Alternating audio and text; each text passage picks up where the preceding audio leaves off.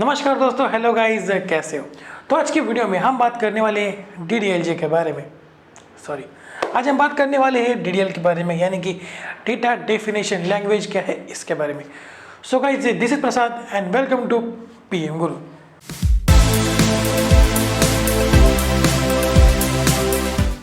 अब बात करते हैं डीडीएल क्या है। देखो, उसके पहले हम बात कर लेते हैं कि एसक्यूएल सिंटैक्स क्या होता है। देखो, मैं यहाँ पे सिर्फ डेफिनेशन लिख रहा हूँ, आपको समझा दूंगा, बट इसको आपको ध्यान में रखने की जरूरत इतनी नहीं है, ठीक है।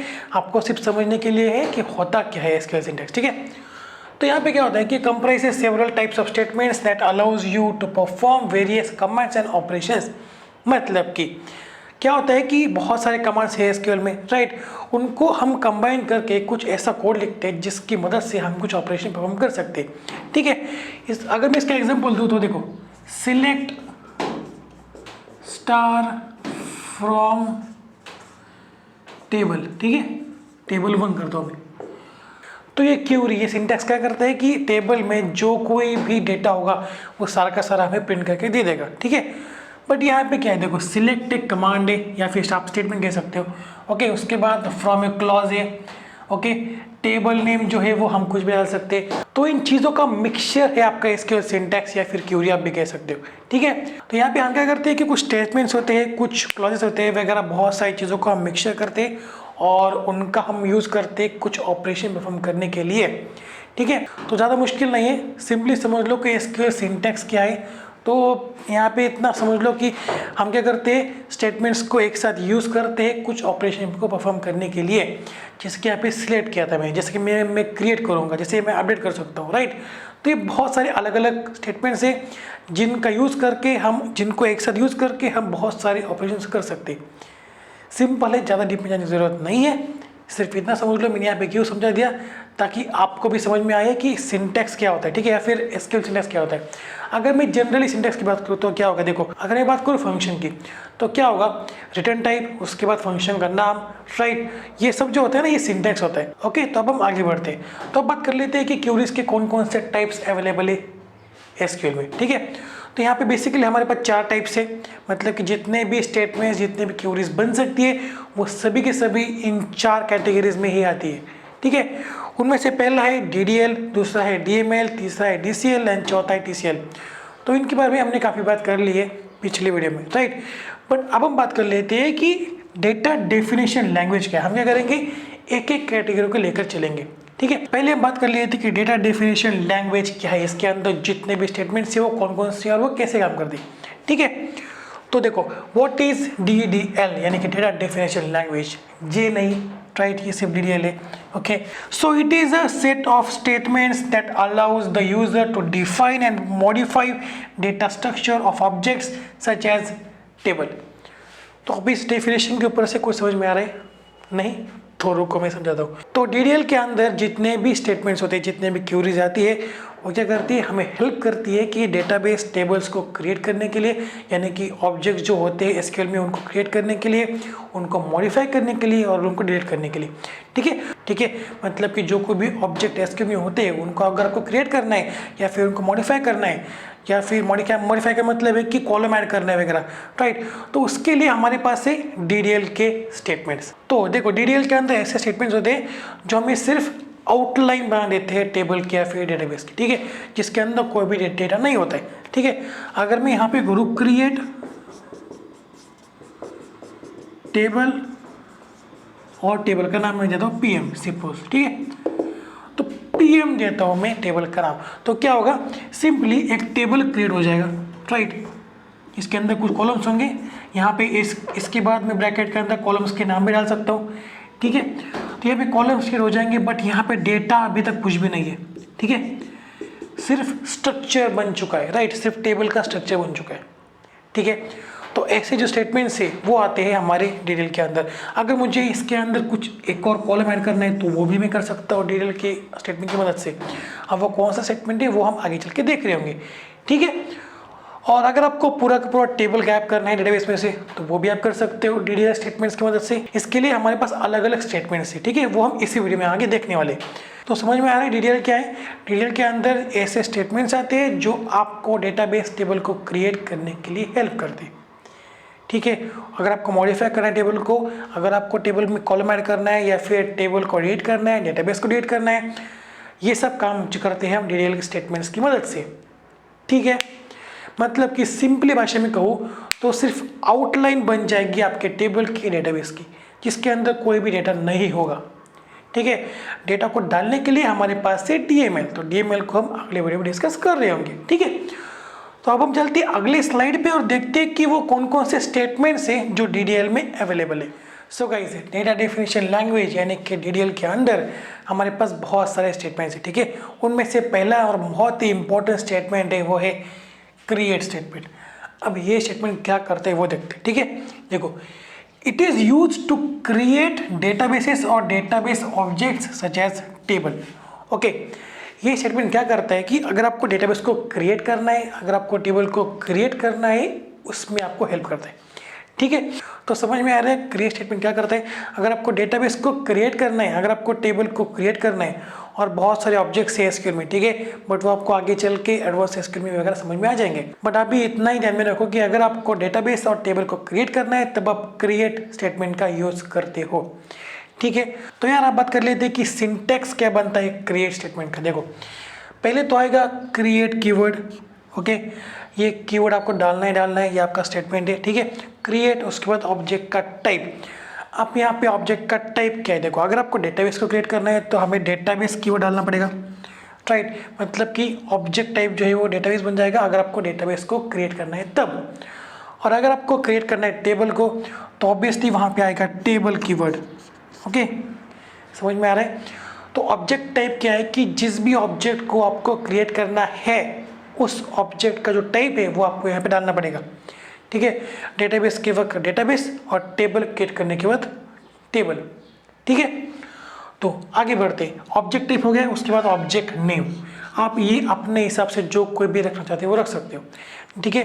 तो यहाँ पे मैंने रख दिया है PM गुरु और उसके बाद यहाँ पे मैंने रख दिया सेल्स, ठीक है। तो समझ में आ रहा है क्या हो रहा है। सिंटैक्स क्या है, create object type and object name, उसके बाद सेमीकोलन, ओके। और एक और बात, अगर आपको टेबल को क्रिएट करना है तो वहाँ पे एक और चीज़ ऐड हो जाती है सिंटैक्स में, वो ये है कि आपको कॉलम के नेम्स डालने होंगे ब्रैकेट के अंदर, ठीक है। कॉलम का नाम और उस कॉलम में कौन से टाइप की वैल्यू स्टोर होंगी वो भी यहाँ पे आपको डालना पड़ेगी, इंटीजर, ठीक है। तो देखो, इनका एग्जाम्पल देखते हैं तब आपको समझ में आ जाएगा। देखो, अगर मुझे डेटाबेस क्रिएट करना है PM गुरु नाम का, तो क्या होगा, क्रिएट कीवर्ड, उसके बाद डेटाबेस कीवर्ड, उसके बाद PM गुरु, यानी कि आपके डेटाबेस का नाम। अभी जो है वो PM गुरु जो डेटाबेस है वो क्रिएट हो चुका है, ठीक है। सेकंड एग्जांपल की बात करें तो क्रिएट टेबल और सेल्स। तो यहाँ पे क्या हो चुका है कि सेल्स नाम का जो एक टेबल है वो क्रिएट हो चुका है, ठीक है, जिसके अंदर हमने कॉलम डाले परचेस नंबर। मतलब कि इसके अंदर सिर्फ एक ही कॉलम है जो परचेस नंबर है, ओके, जिसके अंदर सिर्फ और सिर्फ हम इंटीजर वैल्यूज ही स्टोर कर पाएंगे, ठीक है। मतलब कि ये जो क्यूरी है इसकी मदद से सेल्स टेबल जो है वो क्रिएट हो चुका है, जिसके अंदर सिर्फ एक कॉलम है परचेस नंबर और उस कॉलम के अंदर हम सिर्फ और सिर्फ इंटीजर वैल्यूज स्टोर कर पाएंगे, ठीक है। क्रिएट स्टेटमेंट क्या करता है, अगर आपको डेटाबेस को क्रिएट करना है, अगर आपको टेबल को क्रिएट करना है या फिर कौन से भी ऑब्जेक्ट को क्रिएट करना है तब हम यूज करते हैं क्रिएट स्टेटमेंट का, ठीक है। तो यार एक और चीज़ है जो मैं आपको बताना चाहता हूँ वो ये है कि यहाँ पे हम सिर्फ स्टेटमेंट्स का ओवरव्यू देख रहे हैं, मतलब कि इंट्रोडक्शन देख रहे हैं, ठीक है। तो ऐसा मत समझ लेना कि यहाँ पे सिर्फ मैं इतना आपको समझा कि इसको छोड़ देने वाला हूँ, नहीं। हर एक स्टेटमेंट के लिए अलग अलग डेडिकेटेड वीडियो आएगी, उसके अंदर हम थियरी प्लस प्रैक्टिकल दोनों के ऊपर ध्यान दे रहे होंगे, ओके। यहाँ पे सिर्फ हम DDL को समझ रहे हैं, राइट। DDL के अंदर कौन कौन से स्टेटमेंट्स थे उनके हम ओवरव्यू ले रहे हैं, उनका हम इंट्रोडक्शन ले रहे हैं, ठीक है। तो अब ये तो बात हो गई क्रिएट की, अब बात कर लेते हैं अल्टर के बारे में। तो क्रिएट के बाद हमारे पास है अल्टर स्टेटमेंट, तो इसके बारे में बात कर लेते हैं। देखो, अल्टर क्या करता है, used when we want to alter the existing objects और वी कैन से टेबल। मतलब कि सपोज अगर आपको टेबल में कोई कॉलम ऐड करना है, ठीक है, तो वहाँ पे हम अल्टर स्टेटमेंट का यूज करते हैं, ठीक है। यहाँ पे हम रो की बात नहीं कर रहे, रो अगर हमें ऐड करनी है तो वहाँ पे हमें डेटा को ऐड करना पड़ेगा, कुछ वैल्यू डालनी पड़ेगी, राइट। तो ये सब हो सकता है DML के अंदर, डेटा मैनिपुलेशन लैंग्वेज के अंदर, बट यहाँ पे हमें क्या करना है, सिर्फ और सिर्फ स्ट्रक्चर को क्रिएट करना है, ठीक है।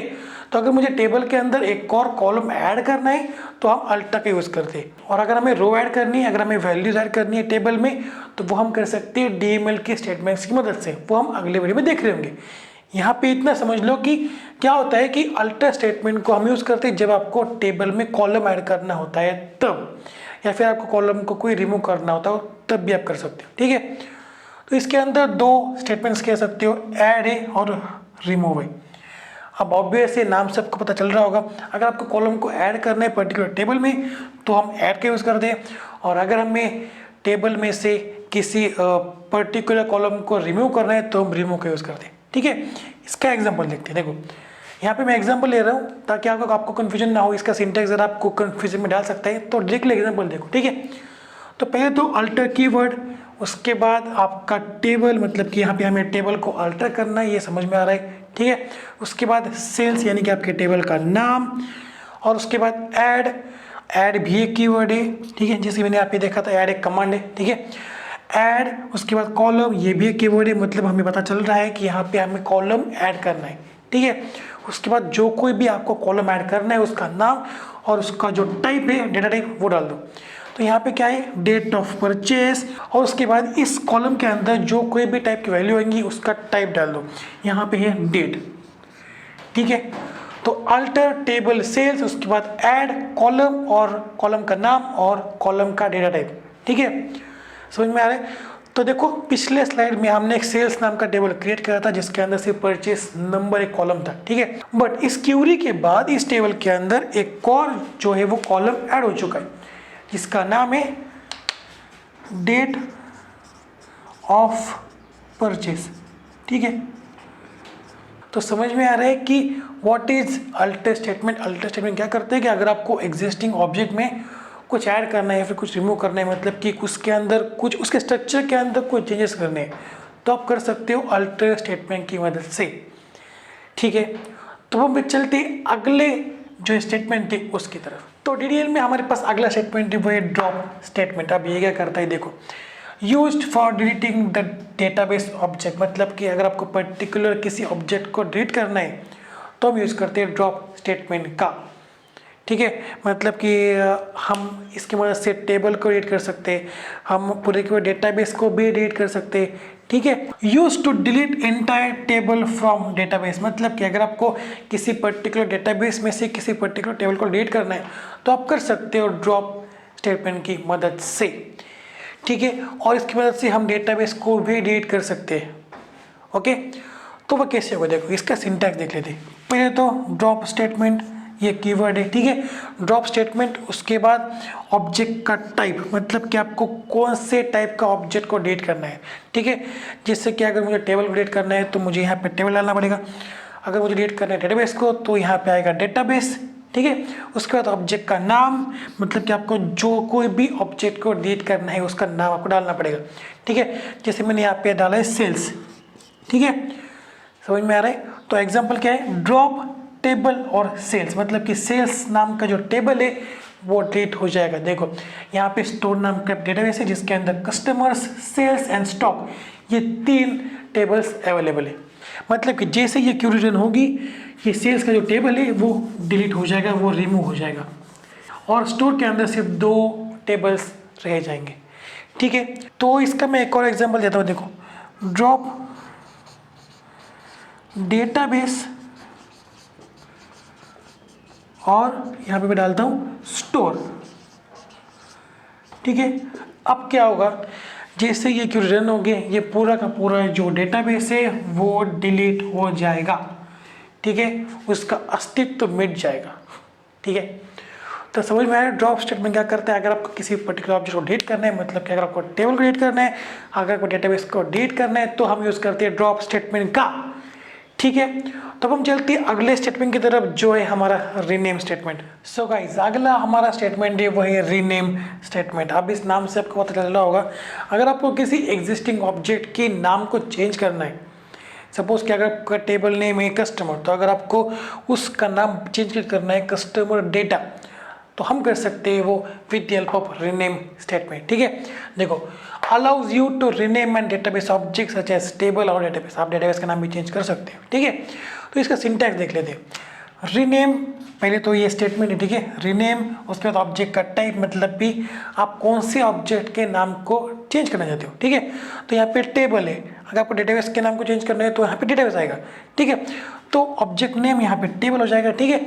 उसके बाद ऑब्जेक्ट का नाम, मतलब कि जो अभी एग्जिस्टिंग नाम है वो यहाँ पे होगा कस्टमर्स, उसके बाद आएगा टू, और उसके बाद आएगा न्यू ऑब्जेक्ट के नेम, मतलब कि आपको जो कोई भी नाम रखना है उस टेबल का या फिर उस पर्टिकुलर ऑब्जेक्ट का, वो यहाँ पे आप डाल देना। तो यहाँ पे मैं डालता हूँ कस्टमर डेटा। तो सिंटैक्स क्या है, रीनेम, उसके बाद ऑब्जेक्ट टाइप, उसके बाद ऑब्जेक्ट नेम, उसके बाद टू कीवर्ड, उसके बाद न्यू ऑब्जेक्ट नेम। तो अगर मैं इसका एग्जांपल लूँ तो देखो, रीनेम, उसके बाद टेबल, उसके बाद कस्टमर्स, यानी कि जिसके हमने पहले की स्लाइड में देखा था कि यहाँ वहाँ पे एक स्टोर का डेटाबेस है जिसके अंदर कस्टमर्स नाम का एक टेबल है, ठीक है। तो rename table customers to customer data. तो जब ये क्यूरी फाइल होगी ना, तब क्या होगा, स्टोर के अंदर जो कस्टमर्स टेबल है ना, उसका नाम चेंज होके बन जाएगा कस्टमर डेटा, ठीक है। और ऐसे करके आप डेटाबेस का भी नाम चेंज कर सकते हो, सिंपल है, ज़्यादा मुश्किल नहीं है, ओके। तो अब बात कर लेते हैं अगले स्टेटमेंट की, वो है ट्रंकेट स्टेटमेंट। तो डीडीएल में हमारे पास आखिरी स्टेटमेंट है, वो है ट्रंकेट। अब ट्रंकेट क्या है इसके बारे में बात कर लेते हैं, ठीक है। Instead of deleting an entire table through drop, drop statement की मदद से हम क्या करते हैं कि पूरा का पूरा टेबल जो है वो डिलीट कर देते हैं, ठीक है। अगर मैं अप्लाई कर दूं, अगर मैं ऐसा कर दूं ड्रॉप टेबल और कस्टमर्स, तो क्या होगा, ये पूरा का पूरा टेबल जो है वो रिमूव हो जाएगा, ठीक है। इसका अस्तित्व ही मिट जाएगा, वो कहीं पे भी एग्जिस्ट नहीं करेगा डेटाबेस में, ठीक है। We can also remove its data and continue to have the table as an object in the database। अब यहाँ पे देखो ट्रंकेट क्या करता है कि अगर आपको टेबल को रखना है डेटाबेस में, बट उसका जो डेटा है वो रिमूव करना है, मतलब कि अगर मैं यहाँ पे बात करूँ तो सचिन, विराट, 1 2 कस्टमर आईडी जो है ना, इन सबको अगर आपको रिमूव करना है बट आपको टेबल को वैसा का वैसा ही रखना है, तो हम यूज़ करते हैं ट्रंकेट स्टेटमेंट का। मतलब कि अगर मैं करूँ ट्रंकेट टेबल और कस्टमर्स, तो क्या होगा, कस्टमर्स टेबल के अंदर जितना भी डेटा होगा, जितने भी रिकॉर्ड्स होंगे, वह सब के सब रिमूव हो जाएंगे, बट टेबल जो है वो अभी भी एग्जिस्ट कर रहा होगा डेटाबेस में। मतलब कि इसके बाद हम अगेन इसके अंदर वैल्यूज को स्टोर कर पाएंगे, हमें अगेन टेबल क्रिएट करने की जरूरत नहीं पड़ेगी, ठीक है। कस्टमर्स टेबल जो है वो एग्जिस्ट करेगा डेटाबेस में, ठीक है। समझ में आ रहा है ट्रंकेट क्या करता है। ट्रंकेट स्टेटमेंट का अगर आपने यूज कर दिया तो टेबल में से जो सारे के सारे रिकॉर्ड्स है वो रिमूव हो जाएंगे, ठीक है। सारा जो डेटा है वो रिमूव हो जाएगा, बट टेबल जो है वो एग्जिस्ट करेगा आपके डेटाबेस में, ठीक है। तो अगर मैं इसका सिंटैक्स की बात करूँ तो क्या होगा, ट्रंकेट ऑब्जेक्ट टाइप और ऑब्जेक्ट नेम। ऑब्जेक्ट टाइप मतलब कि अगर आपको टेबल में ट्रंकेट को अप्लाई करना है तो यहाँ पे टेबल डालना पड़ेगा। ऑब्जेक्ट नेम मतलब कि आपको कौन से टेबल पे ट्रंकेट को अप्लाई करना है वो, ठीक है। ओके, तो एग्जाम्पल देख लेते हैं, ट्रंकेट टेबल और कस्टमर्स। तो सिंपली क्या होगा, यहाँ में से सारे जो रिकॉर्ड्स है वो रिमूव हो जाएंगे और हमें जो है वो एम्प्टी टेबल रह जाएगा, मतलब कि डेटाबेस में सिर्फ एम्प्टी टेबल रह जाएगा, ठीक है। समझ में आ रहा है ट्रंकेट क्या करते हैं। ट्रंकेट सिर्फ और सिर्फ डेटा को रिमूव करता है, टेबल को नहीं। अभी भी डेटाबेस के अंदर टेबल एग्जिस्ट करता है, ठीक है। समझ में आ रहा है। तो समझ में आ रहा है क्या हो रहा है। अभी तक हमने 5 स्टेटमेंट्स की बात कर ली जो आते हैं डीडीएल के अंदर। पहला क्रिएट, उसके बाद अल्टर, उसके बाद ड्रॉप, रीनेम और अभी लास्ट में ट्रंकेट। तो अगर समझ में नहीं आ रहा हो तो आगे वीडियो को रिवाइंड करना और देख लेना, ठीक है। बट ऐसा मत समझना कि मैं यहीं पे सब छोड़ने वाला हूँ। हर एक स्टेटमेंट के लिए मैं अलग अलग डेडिकेटेड वीडियो लेके आने वाला हूँ, उसके अंदर हम प्रैक्टिकल और थ्योरी दोनों को लेकर चल रहे होंगे, ठीक है। टेंशन मत लेना। तो अब हम चलते हैं आज के हमारे केबीसी की तरफ, यानी कि कौन बनेगा कोडर की तरफ। तो आज का आपका सवाल है, ये रहा आपके स्क्रीन के ऊपर। So which of the following statement is not part of data definition language, यानी कि नीचे दिए गए स्टेटमेंट्स में से कौन सा ऐसा स्टेटमेंट है जो डीडीएल का पार्ट नहीं है। तो ऑप्शन पहला है क्रिएट, दूसरा है सिलेक्ट, तीसरा है ड्रॉप और चौथा है अल्टर। अब आपको कमेंट में बताना है कि इनमें से कौन सा वो स्टेटमेंट है जो डीडीएल का पार्ट नहीं है। सो गाइस, आज के लिए इतना ही। अगर ये वीडियो पसंद आती हो तो वीडियो को लाइक कर दो, नए हो तो चैनल को सब्सक्राइब कर लो और बेल आइकन को ज़रूर दबा देना ताकि मेरे आने वाले हर वीडियो की अपडेट सबसे पहले आपके पास पहुंचते रहे। तो मिलते हैं अगले वीडियो में, तब तक के लिए see ya have a good day and bye bye.